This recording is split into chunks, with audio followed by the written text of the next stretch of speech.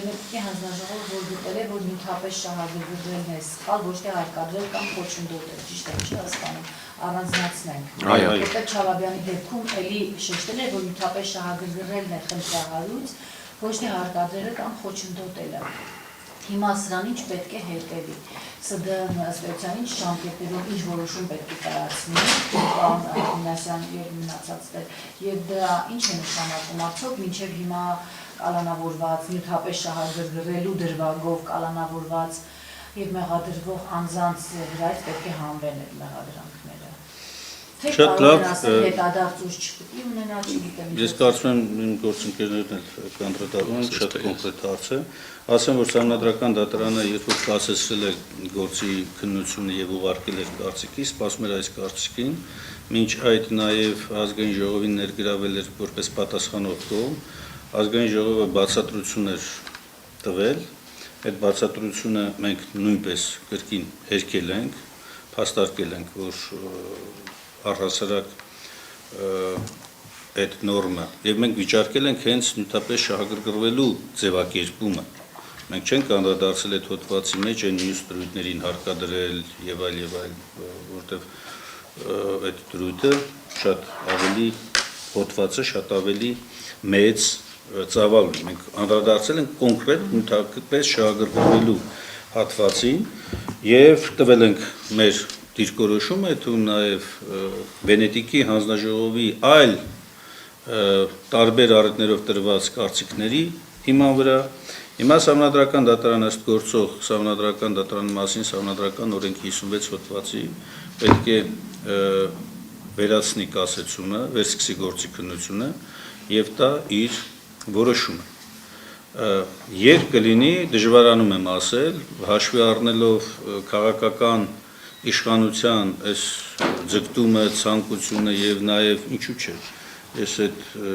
պնդումը կարող եմ հիմա անել, նաեւ որպես ազգային ժողովի падգամավոր, որ անդադ շփվում է, հա, Սահմանադրական դատարանի գործի բերումով նաեւ։ Շատ հնարավոր է, որ փորձեն ձգձգել էլի, որովհետեւ իրենք ամեն գնով ամեն գործիք փորձում են օգտագործել, ինչքան հնարավոր է, նույնիսկ հակասահմանադրական ակնառու ակնհայտ հակասահմանադրական նորմը չվերացնելու առումով։ Եթե այնուամենայնիվ շուտ լինի, այսինքն մինչև այս նոր սպասվող հավաքներին եւ այլն, մենք կունենանք Սահմանադրական դատարանի որոշում, վստահ եմ, որ այստեղ Սահմանադրական դատարանը չի կարող այլևս այլ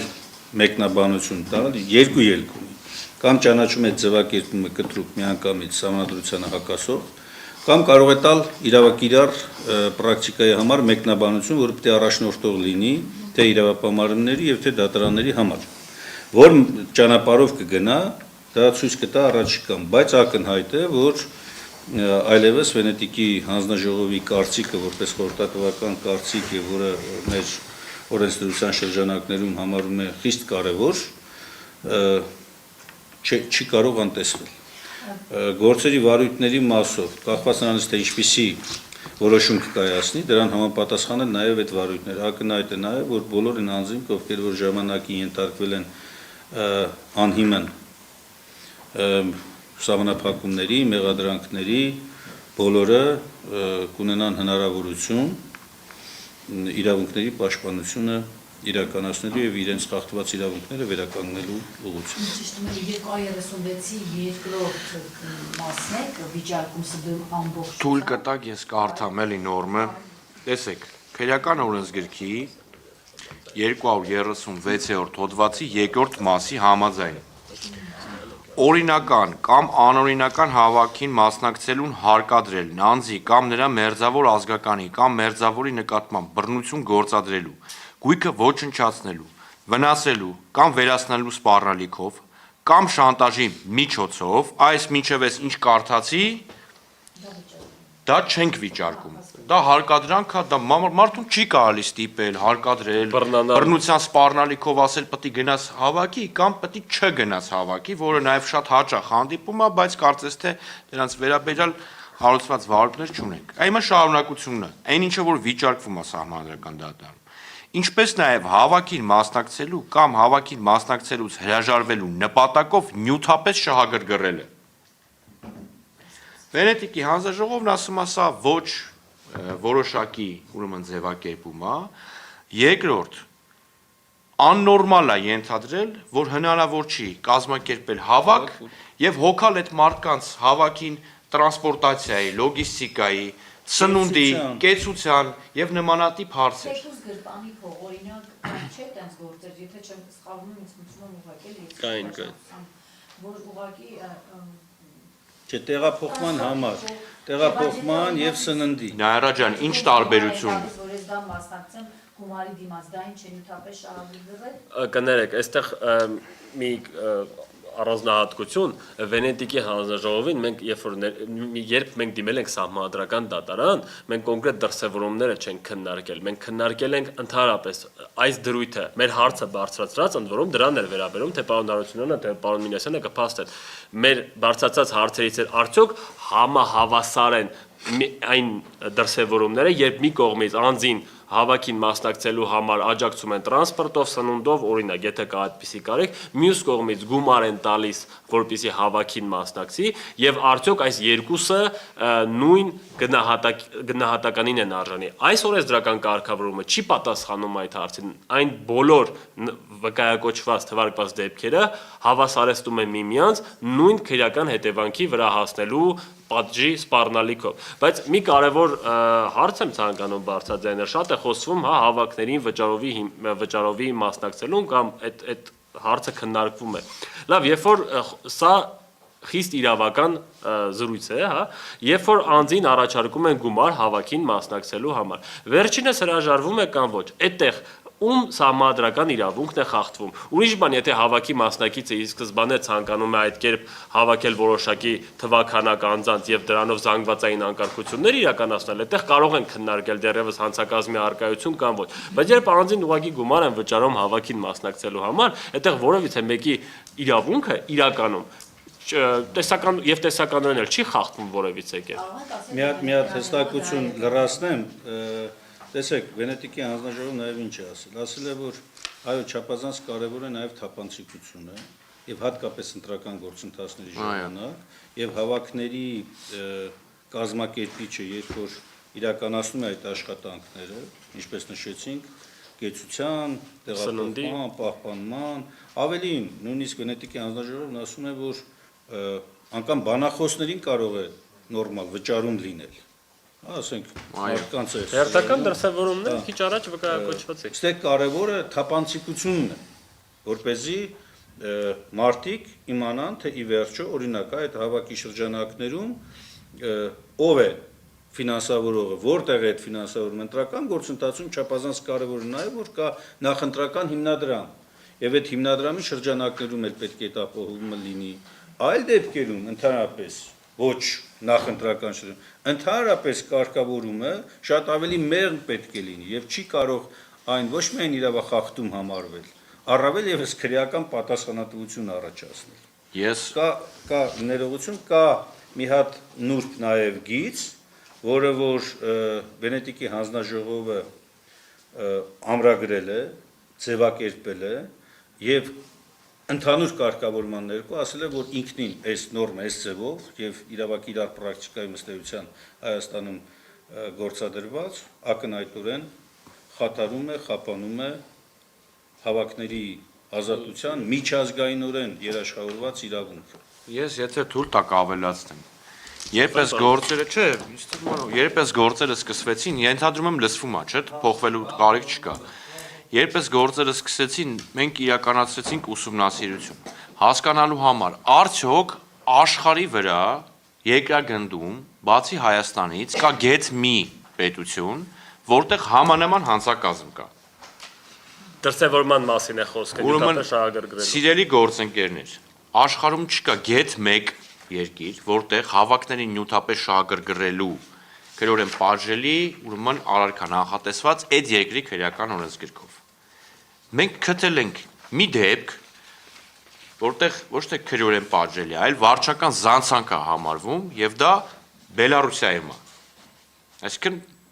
եվրոպական, ուրեմն ավանդույթների համաձայն Բելարուսիայում կա վարչական իրավախախտում այդպիսին հավաքներին մասնակցելը նյութապես շահագրգռել։ Էլ աշխարհում ոչ մի տեղ չկա։ Ավելին երկրներ կան,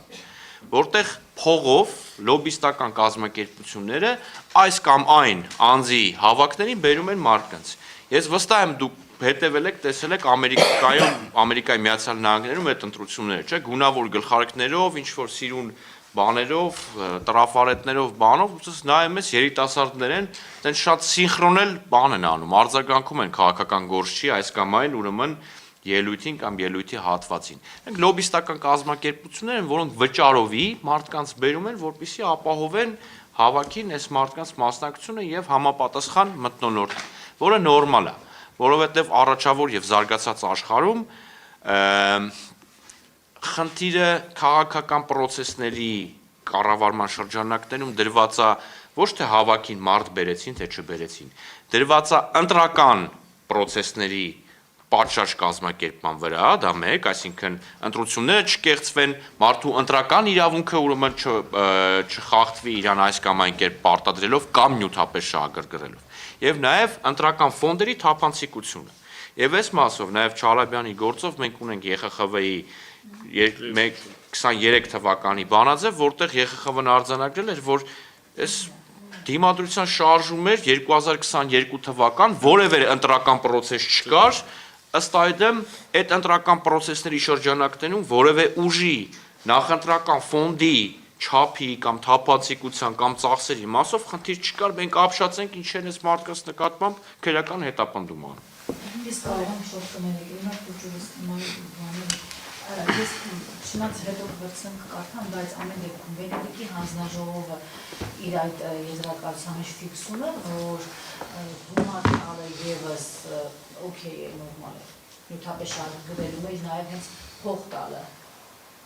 թե չի տարաբաժանել։ Չի տարաբաժանելի, շատ հստակ մի ձևակերպում կա, որը ասում է, որ ինքնին ձևակերպումը նյութապես շահագրգռելը անորոշության իր բարձր աստիճանով զրկել է նորմալ տրամաբանական եւ ընդունված ու հավաքի մասնակցության ազատության իրականացմանը նպաստող նյութապես կամ ֆինանսական միջոցներ ծախսելու մոտեցումը։ Այսինքն ըստ էության Վենետիկի հանձնաժողովը առաջնահերթություն համարելով, ինչպես որ մենք էինք անդադար պնդում, սահմանադրական եւ միջազգային իրավունքով պաշտպանված հավաքների մասնակցության մարդու կարծիքի արտահայտման ազատության, համատեղ մասնակցելու քննարկումներին այս իրավունքը մնացած ամեն ինչ ասել է բացանցում է դրանից։ Ի վերջո չի կարող առանց ծախսումների ո՞նց կարող ես կազմակերպել հավաք։ Վենետիկի հանձնաժողովի դիրքորոշման տրամաբանությունն է, որ պետությունը այս հարաբերություններում անելիք չունի։ Հələ մի պահ պատկերացրեք, ասենք մարդուն ասես արի քեզ տամ կեցության սնունդի ծախսեր 30,000 դրամ, արի միտինգի, հա։ Քրեական վարույթ է հարուցվում, այդ անձին ասում են մի հատ բերչեկերով տեսնենք քանի հատ ջուր առար, քանի հատ բուտերբրոդ, եթե տակը փող մնաց քրեական է, եթե տակը փող չմնաց քրեական չի։ Հենց Վենետիկի հանձնաժողովը որպես բավականին ողջամիտ կառույց շատ տարօրինակ է, որ մեր կարծիքներն են համընկել է Վենետիկի դիրքորոշման հետ, ընդ որում ավելի վաղուց է համընկնում, բայց կարծես թե մեր հետ ոչ մեկ համաձայն չէր երկրի ներսում իշխանությունների մեջ, էլի։ Բավականին ողջամիտ դիտարկումներ է արել, իսկապես Ժողովուրդ ջան, մենք ամեն իրավական ցնորամտություն այնքան է արծարծվում մեր կյանքում, մենք սկսում ենք լուրջ քննարկել այդ ցնորամտությունները ու մտնել դրա դետալների մեջ։